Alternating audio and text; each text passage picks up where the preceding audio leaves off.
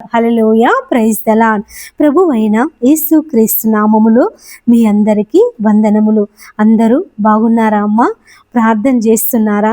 మేము కూడా మీ కొరకు ప్రతిరోజు మీ కుటుంబాల కొరకు, మీ పిల్లల కొరకు ప్రార్థిస్తున్నాము. ఈరోజు దేవుని యొక్క వాక్యాన్ని ధ్యానించుకుందాము. పరిశుద్ధ గ్రంథంలో నుండి కీర్తనల గ్రంథము 44వ కీర్తన 8వ వచనము. దినమెల్లా మేము దేవుని యందు అతిశయపడుచున్నాము, నీ నామమును బట్టి మేము నిత్యము కృతజ్ఞతాస్తుతులు చెల్లించుచున్నాము. Hallelujah, praise the lord. దేవుడు ఈ యొక్క వాక్య భాగములో మనకు 2 విషయాలను గురించి మాట్లాడుతున్నాడు. మొదటగా, దినమెల్లా మేము దేవుని యందు అతిశయపడుచున్నాము. రెండవదిగా, నిత్యము నీ నామమును బట్టి నీకు కృతజ్ఞతాస్తుతులు చెల్లించుచున్నాము. Hallelujah, praise the lord. చూడండి, దేవుని యందు అతిశయపడుచున్నాము అని ఇక్కడ కీర్తనకారుడు సెలవిస్తున్నాడు. మనము సమాజంలో చూచినట్లయితే కొంతమంది వారు సాధించినటువంటి విజయాలను బట్టి అతిశయపడతారు. కొంతమంది పరీక్షలలో అందరికంటే మంచి మార్కులు వచ్చినప్పుడు అతిశయపడతారు. మంచి ఉద్యోగం వచ్చినప్పుడు అతిశయపడతారు. కొంతమంది అయితే వారికి ఉన్నటువంటి ఇండ్లను బట్టి, వారికి ఉన్నటువంటి స్థలాలను బట్టి, వారికి ఉన్నటువంటి ఆస్తిపాస్తులను బట్టి, వారికి ఉన్నటువంటి సంపదను బట్టి, వారికి ఉన్నటువంటి ఐశ్వర్యమును బట్టి అతిశయపడుతూ ఉంటారు. కొంతమంది అయితే వారి పిల్లలను బట్టి అతిశయపడుతూ ఉంటారు. కొంతమంది అయితే వారి భర్తలను బట్టి అతిశయపడుతూ ఉంటారు. కొంతమంది అయితే వారి భార్యలను బట్టి అతిశయపడుతూ ఉంటారు. ఈ విధంగా సమాజంలో జీవిస్తున్నటువంటి ప్రతి ఒక్కరూ వారికి ఉన్నటువంటి విలువలను బట్టి, వారికి ఉన్నటువంటి ఐశ్వర్యమును, ఆస్తిపాస్తులను బట్టి, వారి చుట్టూ ఉన్నటువంటి పరిసరాలను బట్టి వారు అతిశయపడుతూ ఉంటారు. కానీ ఇక్కడ కీర్తనకారుడు ఏమని సెలవిస్తున్నాడంటే, దినమెల్లా మేము దేవుని యందు అతిశయపడుచు ఉన్నాము.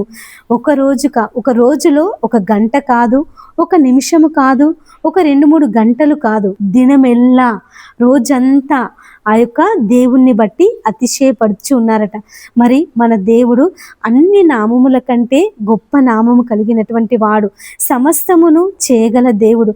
మనిషి చూడండి, తాను సాధించినటువంటి విజయాలను బట్టి, తనకున్న ఐశ్వర్యమును బట్టి, తనకున్న డబ్బును బట్టి, బంగారమును బట్టి, ఇలా కొన్నిటిని బట్టి మాత్రమే అతిశయపడుచు ఉన్నాడు. కానీ దేవుడు ఎంత గొప్ప దేవుడు అంటే, దేవుడు చూడండి, ఈ యొక్క సృష్టిలో ఉన్నటువంటి సమస్తమును, పర్వతములను, సముద్రాలను, భూమిని, ఆకాశమును, సూర్యచంద్ర నక్షత్రములను, గ్రహాలను, ఈ విధంగా మనుషులు చేయలేనటువంటివి, మనుషులకు అసాధ్యములైనవి, మనుషులు చేరుకోలేనటువంటివి దేవుడు కేవలము తన యొక్క మాట ద్వారా సృష్టించగలిగినటువంటి గొప్ప దేవుడు. వెలుగు కలుగును గాక అనగానే వెలుగు కలిగింది. భూమి ఆకాశము వేరుపరచబడును గాక అనగానే భూమి ఆకాశము వేరుపరచబడ్డాయి. చీకటి అగాధ జలముల పైన అల్లాడుచున్నప్పుడు దేవుని ఆత్మ ఆ జలముల మీద అల్లాడుచున్నప్పుడు క్రింది జలములను, మీది జలములను వేరుపరచి, క్రింది జలములకు భూమి అని, మీది జలములకు ఆకాశం అని పేరు పెట్టినటువంటి దేవుడు. చూడండి ప్రియ స్నేహితులారా, సృష్టిలో మనము ఏది చూచినా మన కన్నులకు ఆశ్చర్యము, మన కన్నులకు వినోదము, మన ఊహకు అందనటువంటి ఇంత గొప్ప సృష్టిని దేవుడు కేవలము తన యొక్క మాట ద్వారా కలుగ చేసినటువంటి దేవుడు. ఈరోజు మనము సాధించిన ఏ విజయమైనా కావచ్చు, ఏ బహుమతి అయినా కావచ్చు, మనకున్నటువంటి సంపద, మనకున్నటువంటి ఐశ్వర్యము, మనకున్న ఇండ్లు, స్థలాలు, భూములు, ఇవన్నీ మనకు ఆ యొక్క దేవుడు అనుగ్రహించి ఉన్నాడని, ఆ దేవుని ద్వారా నేను పొందుకొని ఉన్నానని గర్వపడకుండా, మనము అతిశయించకుండా ఆ దేవుని యందు మాత్రమే మనము అతిశయించాలి. దేవుడు తన యొక్క వాక్యములో ఏమని సెలవిస్తున్నాడంటే, అతిశయించువాడు నన్ను బట్టి మాత్రమే అతిశయింపవలెను అని సెలవిస్తున్నాడు. కాబట్టి ప్రియ స్నేహితులారా, ఈ సమయమందు ఈ దినములో మీకున్నటువంటి దేనిని బట్టి అతిశయించకుండా ఇవన్నీ నా దేవుడు నాకు అనుగ్రహించాడు. నేను ఈ విజయాన్ని సాధించానంటే నా దేవుని కృప. ఈ యొక్క ఇల్లు కట్టుకున్నానంటే నా దేవుని కృప. ఈ స్థలం కొన్నానంటే నా దేవుని కృప. ఈ యొక్క డబ్బు సంపాదించానంటే నా దేవుని కృప. ఈ వ్యాపారంలో నేను లాభాలు పొందుతున్నానంటే నా దేవుని కృప అని మనము ప్రతి దానిని బట్టి, మన యొక్క జీవితంలో జరుగుతున్నటువంటి మేలులను బట్టి, మనము పొందుకుంటున్నటువంటి ఆశీర్వాదాలను బట్టి మనం ఏం చేయాలట? దేవుని యొక్క నామాన్ని మనము ఘనపరచాలి. దేవుని యందు మనము అతిశయించాలి. Hallelujah, praise the Lord. Hallelujah, praise the Lord. రెండవదిగా దేవుడు ఏమని సెలవిస్తున్నాడంటే, నీ నామమును బట్టి నీకు కృతజ్ఞతాస్తుతులు చెల్లించుచున్నాము. Hallelujah, praise the Lord. ఈ మాట చూడండి, మన హృదయానికి ఒక పులకరింపును, మన హృదయానికి ఒక నూతన ఉత్సాహాన్ని కలగచేస్తుంది. మనము దేవుణ్ణి స్తుతించినప్పుడు, దేవుణ్ణి ఘనపరచినప్పుడు దేవుడు గొప్ప కార్యములు మన జీవితంలో జరిగించే దేవుడు. ఉదాహరణకు పరిశుద్ధ గ్రంథంలో చూచినట్లయితే, ఇశ్రాయేలీలు ఆ యెరికో గోడ చుట్టూ మౌనముగా 7 దినములు స్తుతిస్తూ తిరిగినప్పుడు 7వ దినమున ఆ యొక్క యెరికో గోడలను కూల్చినటువంటి దేవుడు. ఎటువంటి ఆయుధము లేకుండా, ఎటువంటి మనుష్య సహాయము లేకుండా, ఎటువంటి పరికరాలు ఉపయోగించకుండానే అంత గొప్ప గోడలను, అంత పెద్ద గోడలను, మనుషులు కూలగొట్టలేనటువంటి గోడలను, మనుషులు పడగొట్టలేనటువంటి గోడలను దేవుడు కేవలం స్తుతించినప్పుడు, దేవుని యొక్క నామాన్ని ఘనపరచినప్పుడు, దేవుని యొక్క నామాన్ని గొప్ప చేసినప్పుడు ఆ యొక్క గోడలను కూల్చినటువంటి దేవుడు. ఇశ్రాయేలీలు ఐగుప్తు దేశములో నుండి కానాను దేశానికి ప్రయాణం చేస్తున్నటువంటి సమయంలో వారికి ఎర్ర సముద్రము అడ్డుగా వస్తుంది. వెనుక చూస్తే శత్రువులు, ముందు చూస్తే ఎర్ర సముద్రము. ఎటు వెళ్ళాలో తెలియదు. ముందు వెళ్తే సముద్రంలో పడి సముద్రంలో మునిగి చనిపోతారు. వెనుకకు వెళ్తే శత్రువులు వారి మీద దాడి చేసి వారిని చంపుతారు. ఇటువంటి భయంకరమైనటువంటి పరిస్థితిలో ఆ యొక్క మోషే తన యొక్క చేతులు ఆకాశము వైపు చాపినప్పుడు దేవుడు ఏం చేశాడండి? బలమైన తూర్పు గాలిని విసర చేసి అంత గొప్ప సముద్రమును, అంత పెద్ద సముద్రమును, అంత లోతైనటువంటి సముద్రమును దేవుడు ఆ యొక్క తూర్పు గాలి చేత 2 పాయలుగా చేసి ఆరిన నేల కనబడ చేసి తన యొక్క జనులను, తన యొక్క ప్రజలను ఆ యొక్క ఆరిన నేల మీద నడిపించినటువంటి దేవుడు. చూడండి ప్రియ స్నేహితులారా, ఈ సమయమందు మనము ఎలాంటి పరిస్థితిలో ఉన్నా, ఎలాంటి క్లిష్ట పరిస్థితుల గుండా మనము వెళుతున్నా మనము భయపడకూడదు. ఆ యొక్క పరిస్థితులకు జడియకూడదు.